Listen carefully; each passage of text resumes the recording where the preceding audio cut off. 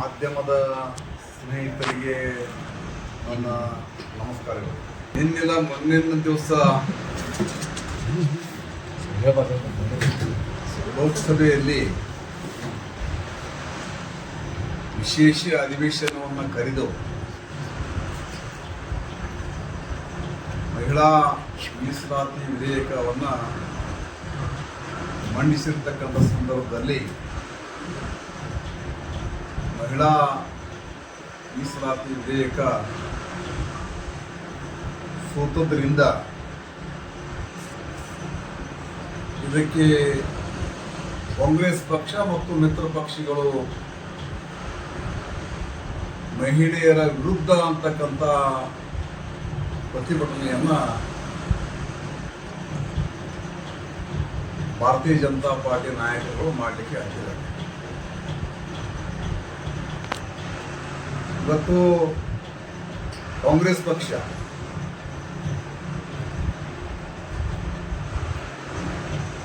ಮಹಿಳೆಯರ ಪರವಾಗಿರತಕ್ಕಂಥ ಪಕ್ಷ, ಮಹಿಳೆಯರಿಗೆ ಒಂದು ಶಕ್ತಿಯನ್ನು ತುಂಬತಕ್ಕಂಥ ನಿಟ್ಟಿನಲ್ಲಿ ಪ್ರಯತ್ನ ಮಾಡತಕ್ಕಂಥ ಪಕ್ಷ, ಮಹಿಳೆಯರಿಗೆ ವಿರೋಧ ಪಕ್ಷ ಅದು ಅಲ್ಲ.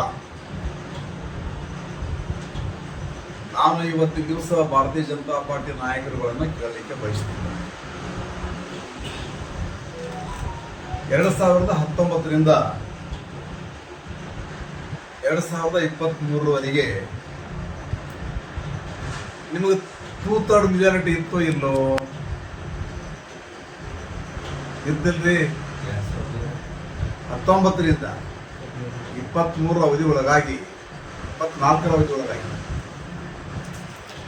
2024ರ ಅವಧಿ ಒಳಗಾಗಿ 2/3 ಮೆಜಾರಿಟಿ ಇತ್ತೋ ಇಲ್ಲೋ? ಆ ಸಂದರ್ಭದಲ್ಲಿ 2023ನೇ ಇಸ್ವಿಯಲ್ಲಿ ಆ ವಿಧೇಯಕವನ್ನ ಲೋಕಸಭೆಯಲ್ಲಿ ಮಂಡಿಸಿದ್ದೀವಿ. ಆಮೇಲೆ ಅದನ್ನು ಕಾರ್ಯರೂಪಕ್ಕೆ ಹಾಕಿ ಇವತ್ತಿನ ತರಲಿಲ್ಲ. ಯಾಕೆ ತರಲಿಲ್ಲ?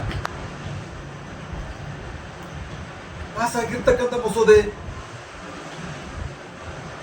ಇವತ್ತಿನ ತಕ್ಕ ನೀವು ಅದನ್ನ ಯಾಕೆ ಇಟ್ಕೊಂಡು ಕೂತ್ರಿ? ಮಾನ್ಯ ಭಾರತೀಯ ಜನತಾ ಪಾರ್ಟಿ ನಾಯಕರುಗಳೇ, ನೀವು ಹಾಕಿಕೊಂಡಿರ್ತಕ್ಕಂಥ ಮುಖವಾಡ ಮತ್ತು ಹೃದಯದಲ್ಲಿರ್ತಕ್ಕಂಥ ಅಂತರಂಗದ ಮಹಿಳೆಯರ ಪರವಾಗಿರ್ತಕ್ಕಂಥ ನಿಮ್ಮ ಡೊಂಬರಾಟ ಪ್ರತಿ ವ್ಯಕ್ತಿಗೂ ಕೂಡ ಗೊತ್ತಾಗ್ತದೆ. ಸಮಯಕ್ಕನುಸಾರವಾಗಿ ಆ ಬಿಲ್ಲನ್ನು ಜಾರಿಗೆ ತರಬೇಕು ಅಂತಕ್ಕಂಥ ಹುನ್ನಾರ ನಿಂತು ಸಮಯಕ್ಕನುಸಾರವಾಗಿ ಅಂದ್ರೆ ಏನು? 2024 ಚುನಾವಣೆ ಆಯಿತು, 2/3 ಮೆಜಾರಿಟಿ ಇವ್ರದ್ದು ಬರಲಿಲ್ಲ. 2/3 ಮೆಜಾರಿಟಿ ಇವ್ರು ಬರಲಾರದಂಥ ಸಂದರ್ಭದಲ್ಲಿ ಆ ಬಿಲ್ಲನ್ನು ಮಂಡಿಸಿದ್ರು. ಆ ಕೇವಲ ಮಹಿಳಾ ಮಸೂದೆ ಬಿಲ್ಲನ್ನು ಒಂದೇ ಮಂಡಿಸಲಾರ್ದೇನೆ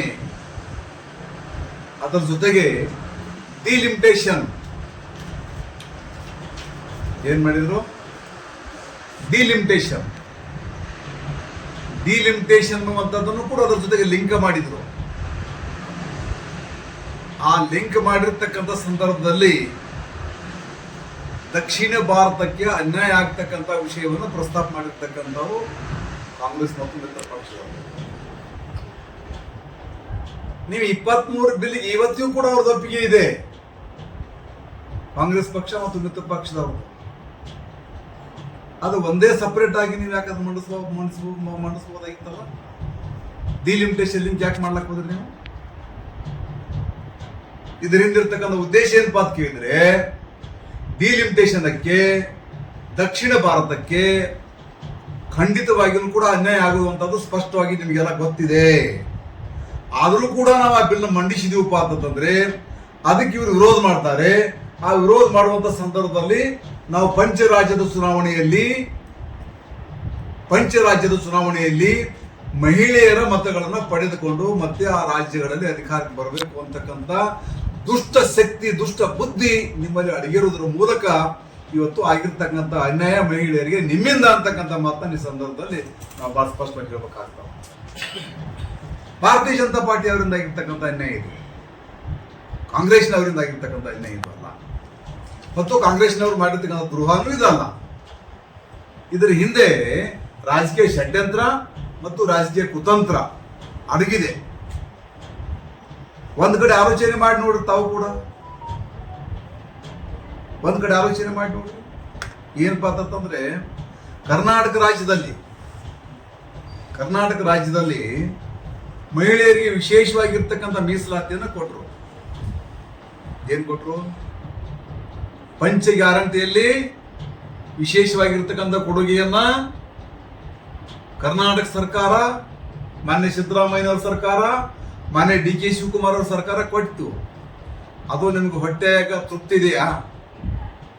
ಮಹಿಳೆಯರಿಗೆ ಉಚಿತ ಬಸ್ ಪ್ರಯಾಣ ಮಾಡ್ಲಿಕ್ಕೆ ಕೊಟ್ಟಿರ್ತಕ್ಕಂಥದ್ದು, ಮಹಿಳೆಯರಿಗೆ ಗೃಹಲಕ್ಷ್ಮಿ 2,000 ರೂಪಾಯಿ ಕೊಟ್ಟಿರ್ತಕ್ಕಂಥದ್ದು ನಿಮ್ಮ ಮನಸ್ಸಿಗೆ ತೃಪ್ತಿ ಇದೆಯಾ? ನೀವು ಏನಾದ್ರು ತೃಪ್ತಿ ಇದ್ರೆ ಮಂಜುನಾಥನ ದೇವಸ್ಥಾನದ ಮುಂದೆ ನಿಂತು ಬಂದು ಆಣೆ ಮಾಡಿ ಹೇಳಿ ನೋಡು, ನಿಮ್ಮ ಮಹಿಳೆಯರ ಮೇಲೆ ನಿಜವಾದ ಕಳಕಳಿ ಮತ್ತು ಕಾಳಜಿ ಇದ್ರೆ. ಸಮ್ರಾಟ್ ಡೋಂಗಿ ರಾಜಕಾರಣ ಮಾಡಲಿಕ್ಕೆ ಹೋಗಬೇಡಿ. ಭಾರತೀಯ ಜನತಾ ಪಾರ್ಟಿ ಅವರೇ, ನೀವು ಸುಮಾರು 12 ವರ್ಷಗಳ ಮುಗಿಸಿ 13ನೇ ವರ್ಷಕ್ಕೆ ಈ ದೇಶವನ್ನು ಆಳಲಿಕ್ಕೆ ಪ್ರಾರಂಭ ನಾವು ಮಾಡಿದ್ದೇವೆ. ಅವತ್ತಿನಿಂದ ಇವತ್ತಿನವರೆಗೂ ಕೂಡ ಈ ಯಾವ ಮಹಿಳೆಯರಿಗೂ ಕೂಡ ನೀವೇನು ಒಂದು ಬಿಡಿಗಾಸವನ್ನು ಕೊಟ್ಟಿರ್ತಕ್ಕಂಥ ಉದಾಹರಣೆಗಳಿಲ್ಲ. ಒಂದು ಬಿಡಿಗಾಸ ಆ ಯುವಕರನ್ನ ಬಳಸಿಕೊಳ್ಳೋದ್ರ ಮೂಲಕ ನಿಮ್ಮ ಹತ್ರ ಇರ್ತಕ್ಕಂಥ ಅಜೆಂಡಾ ಏನಪ್ಪಾ ಅಂತಂದ್ರೆ ಒಂದು ಹಿಂದೂ ಮುಸ್ಲಿಂ 2 ಕಾನ್ಸೆಪ್ಟ್ ಬಿಟ್ರೆ ಈ ದೇಶಕ್ಕೆ ಕೊಡುಗೆಯನ್ನು ಕೊಟ್ಟಿರ್ತಕ್ಕಂಥ ಉದಾಹರಣೆಗಳು ಏನಿಲ್ಲ. ಇವತ್ತು ಬಹಳಷ್ಟು ಟೀಕೆಗಳನ್ನ ತಾವು ಮಾಡ್ತಾ ಇದ್ದೀರಿ. ಕಾಂಗ್ರೆಸ್ನವರು ಪ್ರತಿಯೊಂದಕ್ಕೂ ವಿರೋಧ ಮಾಡ್ತಾರೆ, ಕಾಂಗ್ರೆಸ್ನವರು ಅಭಿವೃದ್ಧಿಗೆ ವಿರೋಧ ಮಾಡ್ತಾರೆ, ಕಾಂಗ್ರೆಸ್ನವರಿಂದ ಇನ್ನೂ ಭಾರತ ದೇಶ ಬಹಳಷ್ಟು ಮುಂದೆ ಹೋಗ್ತಿತ್ತು ಅವರು ಸಹಕಾರ ಕೊಟ್ಟಿದ್ರೆ, ಕಾಂಗ್ರೆಸ್ನವರು ದೇಶವನ್ನು ದಿವಾಳಿ ಹಂಚಿಗೆ ನಿಲ್ಲಿಸಿದ್ರು ಅಂತಕ್ಕಂಥ ಮಾತನ್ನ ಇವತ್ತು ಭಾರತೀಯ ಜನತಾ ಪಾರ್ಟಿ ನಾಯಕರುಗಳು ತಮ್ಮ ಮನಸೋ ಇಚ್ಛೆಯಂತೆ ಮಾತನಾಡ್ತಾರೆ. ಆದರೆ ಅವರು ಇತಿಹಾಸಗಳನ್ನು ನೆನಪಿಸ್ಕೊಳ್ಬೇಕಂತ ನಾನು ಈ ಸಂದರ್ಭದಲ್ಲಿ ಹೇಳಿಕೆ ಬಯಸ್ತೀನಿ. ಇತಿಹಾಸಗಳನ್ನು ನೆನಪಿಸ್ಕೋಬೇಕು. ಭಾರತ ದೇಶಕ್ಕೆ ಸ್ವಾತಂತ್ರ್ಯ ಸಿಕ್ಕಾಗ 0ರಿಂದ 2014ರವರೆಗೆ ಭಾರತ ದೇಶವನ್ನು ಎಷ್ಟು ಅಭಿವೃದ್ಧಿ ಪಥ ತಂದು ಬಿಟ್ಟಿದ್ದಾರೆ ಅಂತಕ್ಕಂಥದ್ದನ್ನ ಇವರು ಇತಿಹಾಸ ನೆನಪಿಸ್ಕೋಬೇಕಲ್ಲ. 0ದಿಂದ ನಿಮಗೂ ಕೂಡ ಈ ವಿಷಯ ಗೊತ್ತಿರಲಿ. ಸ್ವಾತಂತ್ರ್ಯ ಸಿಕ್ಕಿರ್ತಕ್ಕಂಥ ಸಂದರ್ಭದಲ್ಲಿ ಭಾರತ ದೇಶ ಇರ್ತಕ್ಕಂಥದ್ದು ಝೀರೋ ಇರ್ತಕ್ಕಂಥ ದೇಶವನ್ನ 2014ರವರೆಗೆ ಮಧ್ಯದಲ್ಲಿ ಕೆಲವೊಂದು ಪಕ್ಷ ಆಡಳಿತ ನಡೆಸಿದಾವೆ, ನಾನಿರಂತ ಹೇಳಕ್ಕೆ ಹೋಗೋದಿಲ್ಲ. ಅಂತ ಅವಧಿಯಲ್ಲಿ ಭಾರತ ದೇಶ ಒಂದು ಸುಭದ್ರವಾಗಿರ್ತಕ್ಕಂಥ ದೇಶವನ್ನ ಕಟ್ಟಲಿಕ್ಕೆ ಮತ್ತು ಸಕಲ ಸೌಲಭ್ಯಗಳನ್ನ, ಮೂಲಭೂತ ಸೌಕರ್ಯಗಳನ್ನ ಕೊಟ್ಟಿರ್ತಕ್ಕಂಥ ಇತಿಹಾಸಗಳನ್ನು ತಾವು ನೆನಪಿಸಿಕೊಳ್ಳಿ. ಇತಿಹಾಸಗಳನ್ನು ನೆನಪಿಸಿಕೊಂಡು ನೀವು ಏನಾದರೂ ಟೀಕೆ ಮಾಡಿದ್ರಿ. ಬರೀ ಟೀಕೆ ಮಾಡೋದಕ್ಕೊಂದು ಅರ್ಥ ಬೇಕಾಗ್ತದೆ. ಟೀಕೆ ಮಾಡೋದಪ್ಪ ಅಂತಂದ್ರೆ ಪ್ರತಿಯೊಂದಕ್ಕೂ ಟೀಕೆ ಮಾಡುವಂಥದ್ದು ಅಲ್ಲ ಅದರ ಅರ್ಥ. ಟೀಕೆ ಮಾಡ್ಲಿಕ್ಕೂ ಕೂಡ ಕೆಲವೊಂದು ಮಹತ್ವಪೂರ್ಣವಾಗಿರ್ತಕ್ಕಂಥ ಆಲೋಚನೆಗಳು ಬೇಕಾಗ್ತವೆ. ಇದೇ ಮನಮೋಹನ್ ಸಿಂಗ್ ರವರು ನಿಧನ ಹೊಂದಿರತಕ್ಕಂಥ ಸಂದರ್ಭದಲ್ಲಿ ಮನಮೋಹನ್ ಸಿಂಗ್ ರವರು ಪ್ರಧಾನಮಂತ್ರಿ ಅಕಸ್ಮಾತ್ ಈ ದೇಶಕ್ಕೆ ಆಗೇ ಹೋಗಿದ್ರೆ ಈ ದೇಶದ ಆರ್ಥಿಕತೆಯ ಸುಭದ್ರತೆ ಸಂಪೂರ್ಣವಾಗಿ ನಾಶ ಆಗ್ತಿತ್ತು. ಈ ದೇಶ ಬಹಳಷ್ಟು ಅರ್ಥಶಾಸ್ತ್ರಜ್ಞದ ವ್ಯವಸ್ಥೆಯಲ್ಲಿ ಹಿಂದೆ ಬೀಳ್ತಿತ್ತು ಅಂತಕ್ಕಂಥ ಪದವನ್ನು ಬಳಕೆ ಮಾಡಿರ್ತಕ್ಕಂಥವ್ರು ನೀವೇ. ಆರ್ಥಿಕ ದೃಷ್ಟಿಯಿಂದ ದೇಶವನ್ನು ಮುನ್ನಡೆಸ್ಕೊಂಡು ಬಂದಿರತಕ್ಕಂಥ ಏಕೈಕ ಪ್ರಧಾನಮಂತ್ರಿ ಮನಮೋಹನ್ ಸಿಂಗ್ ಅಂತಕ್ಕಂಥ ವಿಚಾರವನ್ನು ಕೂಡ ಹಂಚಿಕೊಂಡಿರ್ತಕ್ಕಂಥವ್ರು ನೀವೇ. ಇವತ್ತು ತದನಂತರ ದಿನಗಳಲ್ಲಿ ಅವರ ಹಿಂದಿನ ಆಡಳಿತವನ್ನು ಕೊಟ್ಟಿರ್ತಕ್ಕಂಥ ಸಂದರ್ಭದಲ್ಲಿ ಏನವರ ಸಾಧನೆಗಳನ್ನು ಮಾಡಿದಾರೋ ಅದರೊಳಗಿಂದ ಒಂದು 10 ಪೈಸೆನೂ ಕೂಡ ನೀವು ಮಾಡಿ ತೋರಿಸಕ್ಕೆ ನಿಮ್ಮ ಕಡೆ ಆಗಿಲ್ಲ. ನಿಮ್ಮ ಅಜೆಂಡಾ ಏನಪ್ಪಾ ಅಂತಂದ್ರೆ ಒಂದು ಹಿಂದೂ, ಒಂದು ಮುಸ್ಲಿಂ, ಯಾರು ಬಿಟ್ರೆ ಇನ್ನೊಂದು ಕಾನ್ಸೆಪ್ಟ್ ನಿಮ್ಮ ಹತ್ರ ಇಲ್ಲ. ಬೇರೆ ಅಭಿವೃದ್ಧಿ ಮಾಡ್ತಕ್ಕಂಥ ಏನು ರೈತರ ಸಾಲ ಮನ್ನಾ ಮಾಡಿದ್ರೆ ಮಾಡಲಿಲ್ಲ, ಮಹಿಳೆಯರಿಗೆ ಏನಾದರೂ ವಿಶೇಷ ಕೊಡುಗೆಯನ್ನು ಕೊಟ್ರೆ ಕೊಟ್ಟಿಲ್ಲ. ಯುವಕರಿಗೆ ಏನಾದ್ರು ಉದ್ಯೋಗ ಕೊಟ್ರೆ ಕೊಟ್ಟಿಲ್ಲ. ರೈತರ ಬೆಳೆಗಳು ಏನಾದ್ರು ದ್ವಿಗುಣ ಮಾಡಿದ್ರೆ ಮಾಡಿಲ್ಲ. ಏನ್ ಮಾಡಿದಿರಿ? ರಸಗೊಬ್ಬರ ಬೆಲೆ ಏನಾದ್ರು ಕಡಿಮೆ ಮಾಡಿದಿರಾ? ಮಾಡಿಲ್ಲ. ಪೆಟ್ರೋಲ್ ಡೀಸೆಲ್ ಬೆಲೆ ಏನಾದ್ರು ಕಡಿಮೆ ಮಾಡಿದಿರಾ? ಮಾಡಿಲ್ಲ. ಗ್ಯಾಸ್ ದರ ಏನಾದ್ರು ಕಡಿಮೆ ಮಾಡಿದಿರಾ? ಮಾಡಿಲ್ಲ. ಏನ್ ನಿಮ್ ಕೊಡುಗೆ?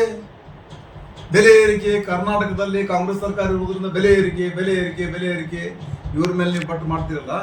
ನೀವು ಮಾಡಿರ್ತಕ್ಕಂಥ ಬೆಲೆ ಏರಿಕೆ ಬಗ್ಗೆ ಸಮರ್ಥನೆ ಮಾಡ್ಕೊತಿರಲ್ಲ. ನಿಮಗೆ ಏನಾದ್ರು ಮಾನ ಮರ್ಯಾದೆ ಇದೆಯಾ ಅಂತಕ್ಕಂಥ ಪ್ರಶ್ನೆಯನ್ನು ಕೇಳಬೇಕಾಗ್ತದೆ. ಅದಕ್ಕಾಗಿ ಭಾರತ ದೇಶದಲ್ಲಿ ಕಾಂಗ್ರೆಸ್ ಪಕ್ಷ ಮತ್ತು ಮಿತ್ರ ಪಕ್ಷಗಳು ಯಾವತ್ತೂ ನಾರಿ ಮಣಿಯರ ಪರವಾಗಿ ಇವೆ ಅಂತಕ್ಕಂಥ ಮಾತನ್ನು ಈ ಸಂದರ್ಭದಲ್ಲಿ ಬಹಳ ಸ್ಪಷ್ಟವಾಗಿ ಹೇಳಿಕೆ ಬಯಸ್ತೇನೆ. ಮತ್ತು ನಾರಿಯರಿಗಾಗಿ ಸಾಕಷ್ಟು ಯೋಜನೆಗಳನ್ನು ರೂಪಿಸುವುದರ ಮೂಲಕ ಇವತ್ತು ನಾರಿಯರ ಸಬಲೀಕರಣವನ್ನು ಮಾಡ್ತಕ್ಕಂಥ ನಿಟ್ಟಿನಲ್ಲಿ ಕಾಂಗ್ರೆಸ್ ಪಕ್ಷ ಬಲಿಷ್ಠವಾಗಿದೆ ಅಂತಕ್ಕಂಥ ಮಾತನ್ನು ಕೂಡ ಈ ಸಂದರ್ಭದಲ್ಲಿ ನಾನು ಹೇಳಿಕೆ ಬಯಸ್ತೇನೆ. ಹೀಗಾಗಿ ಯಾರೂ ಕೂಡ ಇವತ್ತು ಮಹಿಳಾ ಮಸೂದೆಗೆ ವಿರೋಧ ಮಾಡುವಂಥ ನಿಟ್ಟಿನಲ್ಲಿ ಒಂದು ಡೊಂಬರಾಟದ ಪ್ರಚಾರವನ್ನು ಮಾಡ್ತಾರ. ಆ ಡೊಂಬರಾಟದ ಪ್ರಚಾರಕ್ಕೆ ಯಾರೂ ಕೂಡ ಕಿವಿ ಕೊಡಬಾರದು ಅಂತ ವಿನಂತಿಯನ್ನು ನಾನು ಈ ಸಂದರ್ಭದಲ್ಲಿ ಮಾಡ್ಕೊಳ್ಳಿಕ್ಕೆ ಬಯಸ್ತೇನೆ.